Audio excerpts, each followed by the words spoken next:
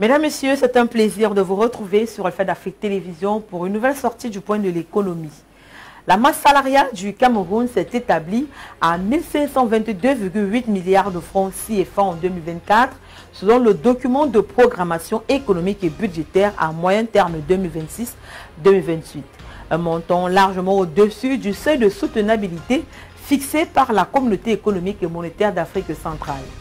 Initialement fixée à 1490,5 milliards de francs CFA, la masse salariale 2024 du Cameroun est en hausse de 32,3 milliards de francs CFA, soit de 12,2% par rapport à 2023, où les dépenses salariales avaient atteint 1357 milliards de francs CFA. En 2025, les dépenses de personnel devraient encore grimper à 1566,6 milliards de francs CFA, puis à 1607,3 milliards en 2026. Entre 2027 et 2028, elles atteindraient même une moyenne de 1724,2 milliards de francs CFA, soit une hausse de 7,3%. Notons qu'avec cette augmentation de la masse salariale en 2024, les salaires des fonctionnaires ont absorbé au total 38,6% des recettes fiscales annuelles, bien au-dessus du plafond de 35% recommandé dans la zone CEMAC. Cette progression est liée à trois facteurs: le règlement partiel de la dette salariale due aux enseignants, la revalorisation de 5% des salaires appliqués en février 2024 et la prise en charge budgétaire d'un nombre important de nouvelles recrues dans les forces de défense.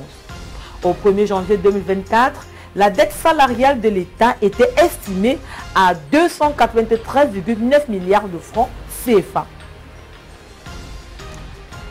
Parlons à présent du refus du Gabon de soutenir la décision prise le 5 juillet dernier par 8 pays de l'OPEP+, d'augmenter leur production de pétrole brut de 548 000 barils par jour à partir du mois d'août 2025.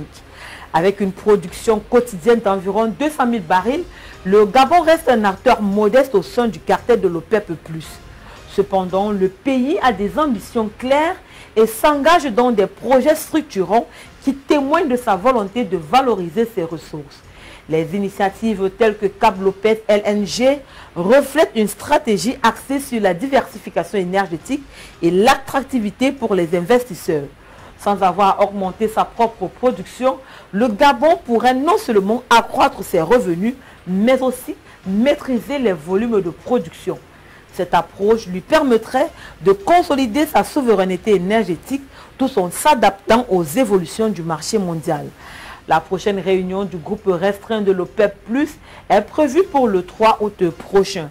D'ici là, la position du Gabon pourrait susciter des interrogations au sein du cartel, voire encourager d'autres petits producteurs à défendre une voie alternative au sein de l'Alliance. En attendant, le pays assume son rôle de partenaire constructif, mais prudent, dans une organisation souvent tiraillée entre intérêts économiques divergents et visions stratégiques contrastées. Le gouvernement éthiopien et la Banque mondiale ont conclu un accord de financement de 2 milliards de dollars combinant dons et prêts concessionnels dans le cadre de la deuxième opération de politique de développement en faveur d'une croissance durable et inclusive.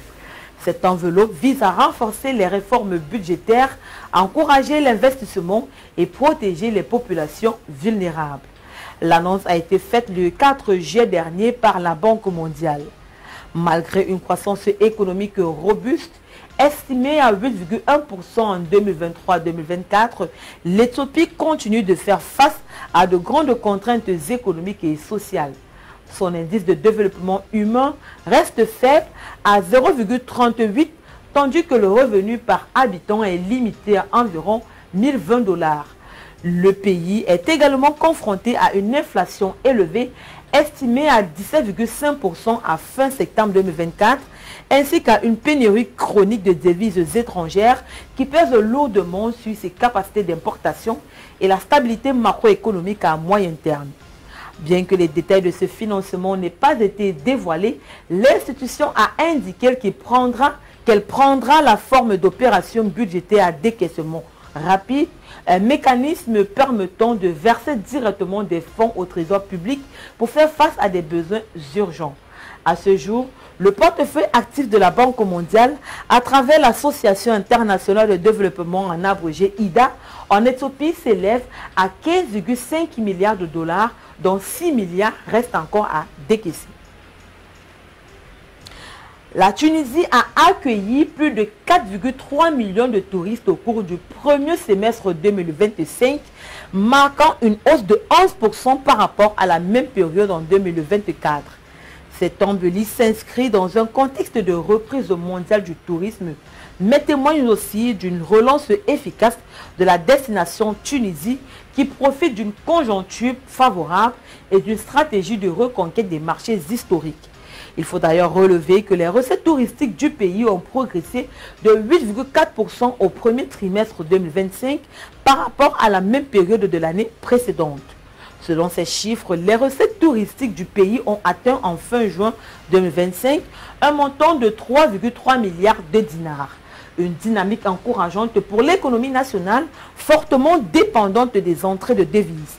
Dans le même temps, les transferts des Tunisiens résidant à l'étranger ont généré 4,03 milliards de dinars, soit une progression de 8,3%. Ce soutien de la diaspora reste crucial pour équilibrer la balance des paiements.